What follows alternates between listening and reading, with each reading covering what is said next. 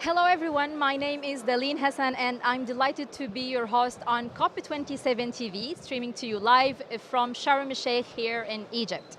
Now each day all delegations are focusing on different topics, and today is the Finance Day. I'm honored to have a guest here with me that shown to the world that the climate leadership goes hand in hand with climate communication leadership. Al Gore is a politician, a former vice president for the US, an author, environmental activist.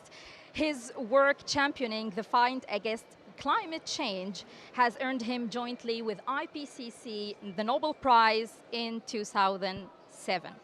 Welcome, Al Gore, to COP27 TV. Thank you. What a pleasure to be interviewed by you here. Thank you. Let me start by asking you, what is your reflections on the World's Leaders Summit? Well, it's early to make a definitive judgment, but I am very impressed with the sense of determination and commitment that is being expressed by so many of the leaders gathered here. I have to say, first of all, though, that Secretary General Guterres is really doing an outstanding job.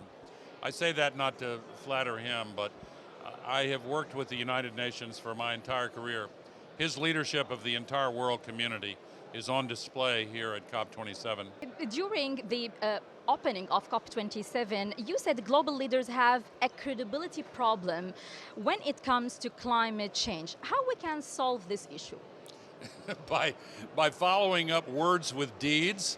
Okay. The credibility problem obviously comes from the fact that inspiring pledges were made in Glasgow and before that in the Paris meeting in 2015, and yet the follow-through has been more limited than people had hoped and had expected.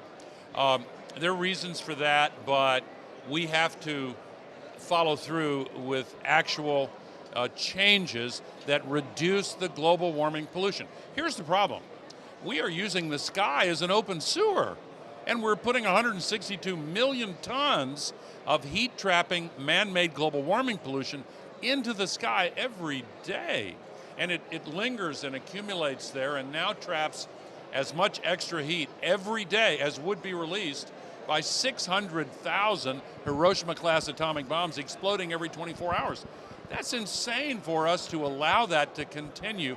We have to break our addiction to fossil fuels and embrace solar energy and wind energy. The electricity is cheaper, it's pollution-free, it creates more jobs. Yes, the oil and gas companies have a lot of power and a lot of political influence, but it's time to disenthrall ourselves, to break that addiction and move toward a bright, clean, just, and equitable future where humanity survives with hope. In this COP, it's about the implementation of what have been agreed in Glasgow last year. So how can parties here in COP27 build on what's agreed on Glasgow last year, and what is the best handover can be given to COP28 in Dubai?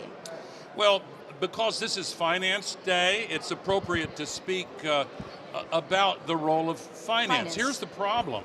The developing countries of the world do not presently have access to private capital markets. In my country and in Canada, 96% of all the funding for solar and wind and electric vehicles comes from private capital, but it's not accessible in Africa and in other developing regions. For example, in Nigeria, if you want to build a new solar farm, and you should because it's profitable and there's no pollution and it creates employment, you will have to pay interest rates 7 times higher than the interest rate paid by the US and other OECD countries.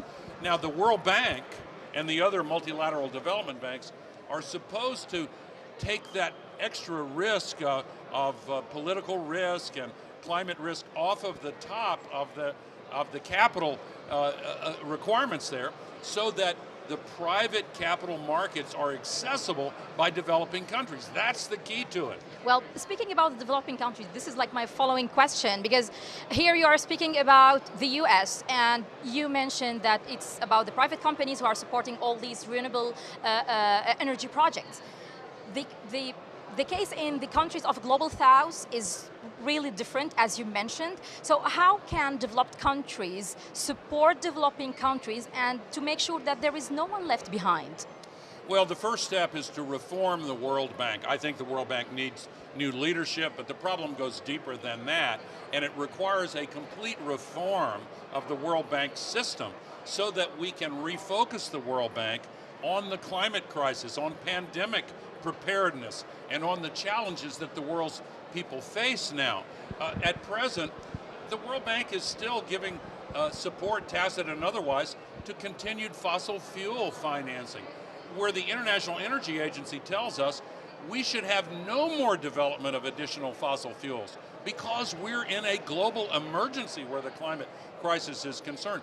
Just look at the flooding in Pakistan and the drought in Europe and North America and in China. Look at the heat wave in China, 70 days above 40 degrees over a vast swath of China, and the list goes on. 1 million people displaced by climate-caused flooding in Nigeria just 3 weeks ago. Another 1 million people displaced in Chad a few days after that. 450 people killed in South Africa by one of these rain bombs that is characteristic of the climate crisis. So we have an emergency, and we have to act with a sense of urgency to open up the access to financing for solar energy and wind energy and electric vehicles and batteries and regenerative agriculture and sustainable forestry and circular economies.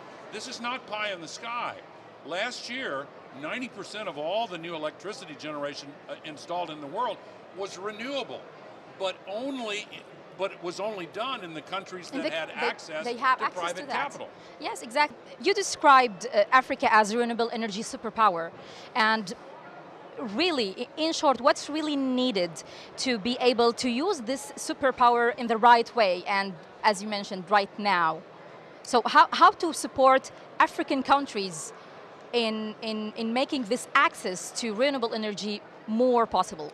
Two things. First of all, we have to open up access to capital for renewable energy. But secondly, we have to stop forcing taxpayers to subsidize dirty fossil energy. There's far more money being put in subsidies for dirty fossil fuels because they have a lot of influence, these oil and gas and coal companies. Let's be candid, you know, they have over a century have built up networks of influence and financial power, and they have too much control over policy making in my country and in many countries. But the people of our world are demanding that we shift to clean, renewable energy. We can end the pollution, and we can create more jobs, and we can stop the climate crisis dead in its tracks.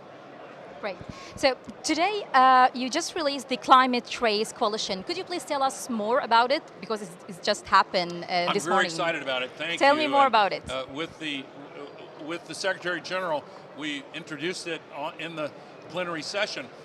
And what it does, it uses artificial intelligence, which is an exciting new tool, to combine many sources of information in order to accurately identify exactly where the global warming pollution is coming from. We can see all of the different emission sites all around the world and track their emissions so that when leaders of governments and companies and investors and NGOs want to really start working effectively to reduce these emissions, we are telling them exactly where the emissions are coming from, in what amounts, and how we can replace most effectively those polluting sources with new renewable sources and new approaches that don't pollute. From this platform, what is your message to the world from COP27 TV? Stop subsidizing fossil fuels. Listen to the voices of young people in every country around the world who are asking us to safeguard their future. We are presently engaged in recklessly destructive activities. We need to stop the destruction, and we need to embrace the solutions. We have all the tools we need. We need to implement those tools and break free of our addiction to fossil fuels. Al Gore, thank you very much for your insight today, and thanks for your time. Thank you.